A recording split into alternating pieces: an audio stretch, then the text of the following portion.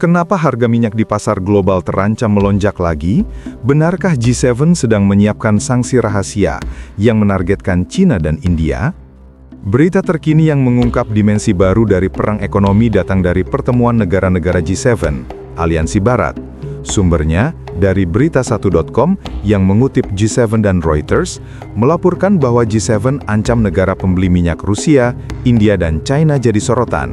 Dirilis pada 3 Oktober 2025. Ini bukan sekadar ancaman diplomatik, kawan. G7 yang terdiri dari Amerika Serikat, Jepang, Jerman, Inggris, Prancis, Italia dan Kanada secara terbuka menyatakan siap meningkatkan tekanan terhadap Rusia. Target mereka, negara-negara yang selama ini menjadi pembeli minyak terbesar Moskow, India dan Tiongkok. Faktanya, ancaman ini dilakukan untuk memangkas sumber pendapatan Rusia yang digunakan dalam perang Ukraina. Namun dampaknya jauh melampaui Eropa, karena ini adalah perang energi global yang menguji dedolarisasi dan prinsip kedaulatan dagang di Asia. Pertanyaannya begini, seberapa serius G7 dengan ancaman sanksi ini? Dilema apa yang dihadapi Tiongkok dan India, dan apa konsekuensi etis dari upaya Barat memaksakan kehendak mereka di pasar energi global? Kita bedah tuntas. Untuk memahami ketegangan ini, kita harus melihat bagaimana minyak dan gas telah berubah dari sekadar komoditas dagang menjadi senjata geopolitik utama. Sejak Rusia menginvasi Ukraina, negara-negara Barat atau G7 telah memberlakukan sanksi terhadap ekspor energi Moskow, termasuk penerapan batas harga minyak atau price cap. Namun, strategi price cap ini ternyata bocor di lapangan dan pasar bereaksi dengan cara yang tidak diharapkan Washington. India dan Tiongkok justru menjadi penyelamat ekonomi Rusia dengan membeli minyak mereka dalam volume besar, seringkali dengan harga diskon yang menarik. Minyak itu kemudian diproses, dicampur, dan dijual kembali ke pasar global, bahkan kadang tanpa label asal-usul yang jelas. Simbiosis ini menguntungkan Rusia karena mereka tetap mendapatkan triliunan rubel untuk membiayai perang, menunjukkan bahwa sanksi Barat tidak sepenuhnya efektif. Di sisi lain, Tiongkok dan India mendapatkan pasokan energi yang murah dan aman untuk mendukung pertumbuhan industri mereka yang masif. Inilah yang memicu kemarahan G7. Kondisi ini menciptakan situasi di mana transaksi dagang murni dianggap sebagai bentuk dukungan militer oleh satu blok, sebuah distorsi fundamental terhadap tatanan perdagangan bebas global. Tiongkok dan India kini menghadapi dilema yang sulit, sebuah ujian terhadap kedaulatan ekonomi mereka di tengah tekanan hegemoni dolar AS. Mari kita lihat dilema yang dihadapi oleh dua raksasa Asia ini. Bagi India, ini adalah dilema pragmatisme energi. Mereka membeli minyak Rusia karena itu keputusan ekonomi yang rasional untuk menjaga harga energi domestik tetap rendah bagi ratusan juta rakyatnya. Namun India juga sangat bergantung pada teknologi, modal dan pasar Barat. Jika G7 menjatuhkan sanksi sekunder, India terancam kehilangan akses ke sistem keuangan berbasis dolar dan investasi asing yang vital. Sebaliknya, bagi Tiongkok, ini adalah ujian dedolarisasi. Pembelian minyak Rusia bukan hanya soal energi murah, melainkan bagian dari strategi jangka panjang untuk memperkuat BRICS dan menciptakan sistem keuangan alternatif yang tidak bergantung pada dolar AS. Ancaman sanksi G7 ini adalah tekanan balik yang eksplisit terhadap upaya dedolarisasi. G7 secara efektif berkata, jika kamu ingin bertransaksi minyak di luar sistem kami, kamu akan diblokir dari dolar AS dan pasar Barat. Dengan kata lain, mereka ingin memastikan bahwa dolar tetap menjadi jantung sistem perdagangan dunia. Namun, langkah ini bisa menjadi bumerang. Semakin agresif Barat menggunakan sanksi sebagai senjata politik, semakin cepat negara-negara non-Barat mencari jalan keluar dari ketergantungan terhadap sistem dolar itu sendiri. Di tengah drama sanksi ini, kita harus kembali pada nilai keadilan sejati. Prinsip moralitas yang harus kita junjung di sini adalah bahwa sanksi ekonomi tidak boleh digunakan untuk memaksakan agenda politik dan mengorbankan hajat hidup orang banyak.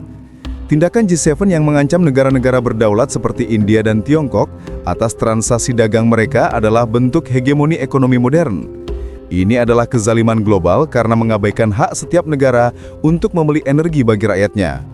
Jika Tiongkok dan India benar-benar diblokir, harga minyak dunia bisa melonjak drastis, melumpuhkan ekonomi dunia dan menekan daya beli masyarakat di Asia, Afrika, dan Amerika Latin. Pada akhirnya, anak-anak dan rakyat kecil di seluruh dunia akan menjadi korban dari permainan geopolitik para elit energi. Sanksi yang tidak adil ini juga bertentangan dengan prinsip keadilan Islam dan norma perdagangan internasional yang sehat. Dalam pandangan etika ekonomi Islam, perdagangan harus dilakukan dengan kejujuran dan tidak boleh ada pihak yang memblokir rezeki orang lain demi kepentingan politik.